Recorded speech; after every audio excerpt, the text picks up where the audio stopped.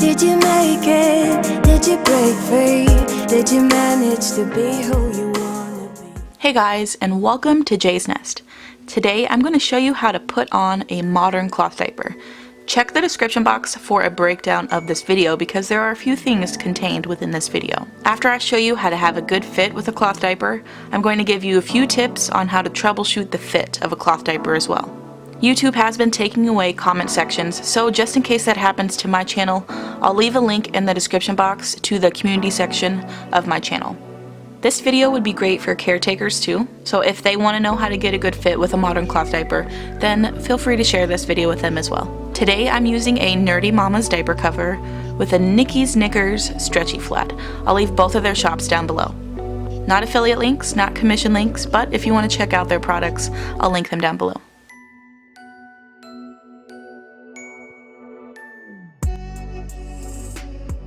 Also, if you have a squirmy baby or a squirmy toddler, you might want to get them a toy or something to distract them during diaper changes because diaper changes can be extremely difficult when you have a squirmy baby. The first step is to line the back of the diaper up to the belly button. Make sure that top edge is lined to your baby's belly button. Next, you want to squeeze the diaper to fit into the bikini line. This step looks a little weird, and sometimes some diapers get a little scrunched during this motion, but that's okay. It's important to get the diaper into the bikini line. This actually keeps the elastic off the thighs, and sometimes having too much diaper on their thighs can cause deep purple or red marks. And we'll talk about deep red marks near the end of the video when we're troubleshooting the fit. Cloth diapers are pretty pliable, but this step might take a little playing around with depending on the diapering system that you're using, and that's okay. Take your time. Next, you want to grab one of the tabs, pull it up, and then over. Sometimes I hold the diaper down with one hand while grabbing the tab with the other hand. And sometimes that's necessary when you have a squirmy baby. Snap the tab into place where it lays comfortably on the baby. You don't want it to be too tight, and you definitely don't want it to be too loose. You can actually stagger the snaps to fit your baby's specific body type. Snaps don't need to line up perfectly. And I feel like that's a really huge misconception when it comes to snap placements. You have all of these snaps to play around with, so don't assume that the snaps need to be even. It does not need to be symmetrical. And now that the diaper is on your baby, we're going to make sure that the fit is correct. First, let me explain the rise setting really quick if you're not familiar with what a rise setting is. These snaps on the front right here are called the rise setting. The rise setting adjusts the length of the diaper. So this is how a one-size diaper can fit a small baby or a toddler. So when the baby is using a rise setting, there will be extra fabric in between the snaps. You can actually stick some of your fingers into this space right here. It's just little extra fabric. And when you do that, you want to make sure that the fabric is pointed upwards and push that fabric upwards. Alright, so now let's get to checking the fit of the diaper, making sure that the diaper fits well on your baby. The few places that you want to make sure that it fits well on your baby is the waist, the back, and the legs. This is where the diaper touches your child, and so these are the areas that we're going to check to make sure that the fit is right. Check the tightness of the waist. Make sure you can fit 2 fingers into that gap. I personally just give the diaper a little tug to see how much space is there. And then check the back of the diaper to make sure nothing is hanging out. This step actually takes just a few seconds, but it helps immensely with the fit of the diaper. As I swoop my finger around the elastics, I make sure the elastics are in the bikini line. And making sure that the diaper is in the bikini line will actually help keep red marks at bay. So these last 2 steps that I've gone over, I've just morphed into one step because it saves time at diaper changes, especially when you have a squirming baby. So for this step, you release the tension of the elastics on the leg by swooping your finger around the elastics. Also, you want to make sure that the diaper is in the bikini line. I've also found that this motion of sticking my finger between the leg and the elastic helps release the tension, but I can also push the diaper into the bikini line as well with just one quick motion. I'll go ahead and show you again so you can see what it looks like. It's a simple move and can be done pretty quickly.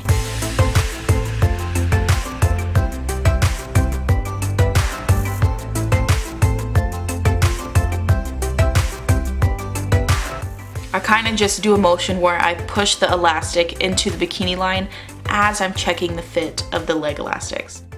And there you go. And red marks are okay. They're also called sock marks, referring to the marks that you get after wearing your own socks. You know, if you put socks on for the day, you come home, you take them off, and you have a little mark kind of where that elastic part is. That's okay. Red marks are okay, but it's the deep, dark red marks or even purple marks or even welts that mean that the diaper is too tight. So you'll need to adjust the fit. A normal sock mark or a light red mark will go away within minutes. So you'll know if the diaper is too tight on your baby, if it's been an hour and your baby still has really dark red marks or has a welt or has purple marks. And don't beat yourself up too much if you do put the diaper too tight on your baby. It happens sometimes. I've done it in the past as well. It's kind of just part of this area where we're learning how to put on a cloth diaper. So when you're diapering a smaller baby, you'll usually have the diaper sit above their belly button. So the front of their diaper will actually come up a little above their belly button, and that's totally normal. Older babies or even toddlers, they'll actually have their diaper usually sit underneath their belly button. Also, you might find that the diaper might look like it's squeezing your baby when they sit up, and that's totally okay. As long as there was that 2-finger gap when your baby is laying down, when you're putting the cloth diaper on, then it's okay. And some babies just have a sensitivity to elastics. It's not common, but it can happen to some babies where they just get red marks in all diapers that have elastics. So if that's the case, I'd recommend wool or fleece covers.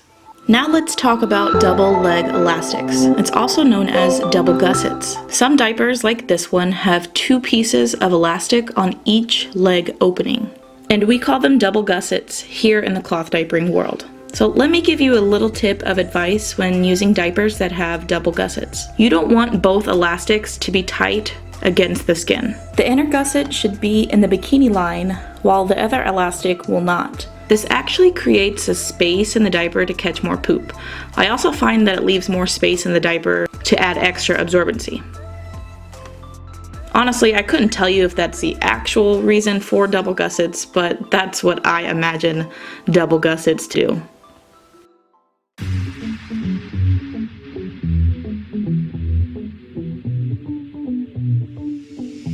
Right now, Willow is actually in between rise settings on this diaper.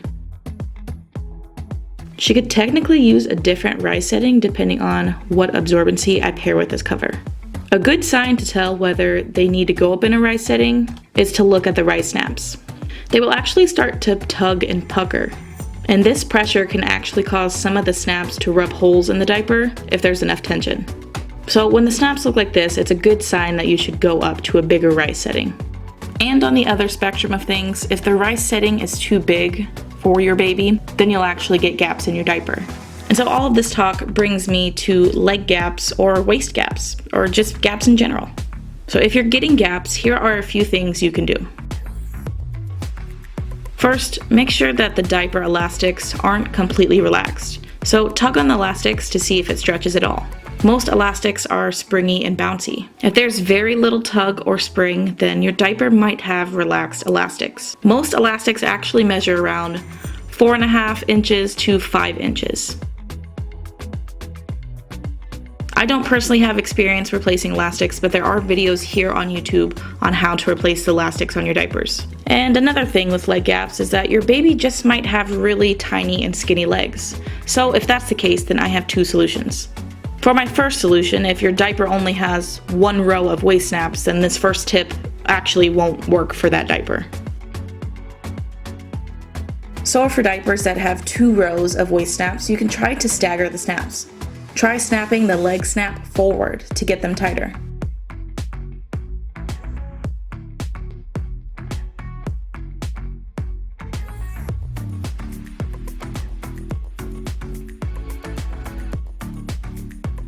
So instead of these 2 rows of snaps lining up perfectly, try to stagger the leg snap and snap it in tighter. Now this next tip will work with any kind of diaper with snaps. It does work with Velcro, but I find that it works best with snaps. When you snap the tabs onto the front panel of the diaper, you'll see that there are edges to this front panel. Sometimes we call these the wings of the diaper. It's just the corners of the front panel.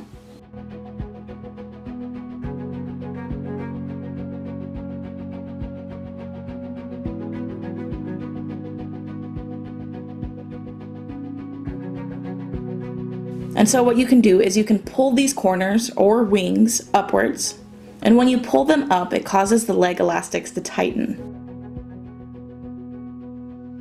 So all you have to do is just pull on this part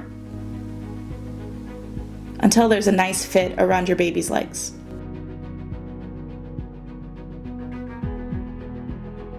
And overall, this hack looks really silly, but it can make your diapers usable. And sometimes that's just what matters most. It's not the most pleasing to look at, but you can make certain diapers work with this hack. And last, let's talk about troubleshooting red marks. One thing you can do to loosen the diaper around the waist is to move the waist snaps. If the red marks are on the legs, then try moving the bottom snap backwards. Or if the red marks are at the waist, then try moving the top snap backwards.